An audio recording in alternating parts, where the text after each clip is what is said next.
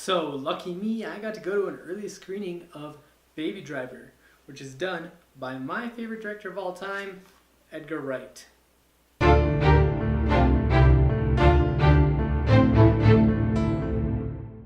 Basically, there's a guy, he's a great driver, he's mixed up in some bad business, but he's really a good guy, and it's not entirely his fault that he's in this business, and he tries to get out. And contrary to what a lot of people are saying is the reason, he doesn't get out because he meets a girl. He gets out because he wants to get out, but then he also meets a girl. And then the dude who he works for is like, hey, no, I want you to keep working for me. And he doesn't like that. Now, I was in an early screening of this, and I didn't show up that early, so I ended up sitting literally in the front row, and I had to watch the movie like this because the seats didn't really lean back. And I honestly don't care. It was worth it. This thing is fantastic, as are all Edgar Wright films.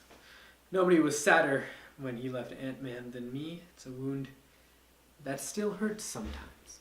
So this movie is just, it's got everything, okay? It's got action, it's got a killer soundtrack, it's got romance, and it's got some comedy. And it's really funny and really cool.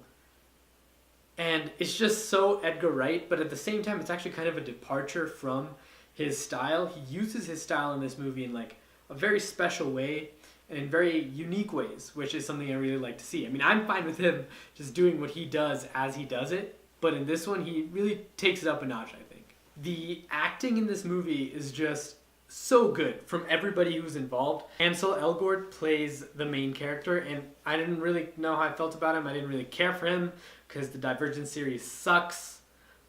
But seeing him in this role, he nails this role, and this role kind of made me want to see him in more things. Jamie Foxx is super cool in here. There's a lot of tension going on with his character, and he brings it, and it's really cool.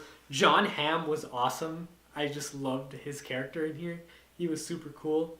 Lily James plays like the love interest of the movie, and she was in the live-action Cinderella reboot. Her name is both the Harry Potter parents' names. That's how you remember her. And she was also like really sweet and nice, and I believed the romance, and I'm glad it didn't like make it super sappy or anything. I thought it was very realistic, but also very like Hollywood-like, so I thought that was actually kind of a positive thing, whereas I have seen a lot of people criticize that. Kevin Spacey was awesome, as he always is. I don't have anything else to say about that. The car chase scenes and the car scenes in here are probably better than any of the Fast and the Furious movies. In my opinion, they feel really authentic, but at the same time kind of out there, which I guess is Edgar Wright's style, right? Like something that's really authentic but also really out there. I mean, take a look at Shaun of the Dead or Hot Fuzz if you want like really good examples. Or take Scott Pilgrim versus the World, you know? That's a crazy movie. And that's probably my favorite thing about Edgar Wright is that he can take something that's kind of outlandish and make you believe that that can happen, you know? And really build the world that the story takes place in perfectly. And I don't think anyone can execute a script as well as this guy. This guy has precision, perfect directing. Every element of the film just comes together so perfectly whenever he's involved. Like, the cuts are beautiful. I know I talked about cuts in my Wonder Woman review. Every time there's a scene transition or something, it's just perfectly executed. Precision filmmaking, you want to look at that, take a look at Edgar Wright's work. He can do anything. Comedy, action, like I said, incredible. I find it hard to review movies like this because I'll just be going on, oh, this is incredible, that's incredible. Like, it's just all around amazing. And I guess I do have to point something out. There's one character whose motivations towards the end I don't fully understand, and they're not made clear right away. If you, like, really think about it, and it's kind of a shoehorned in explanation, and that was probably the only thing I was like, about. But other than that, this is just a great time. You know, go with your friends, go with your family. I think it's rated R, but it's just a wonderful time. I just want to see movies like this more often.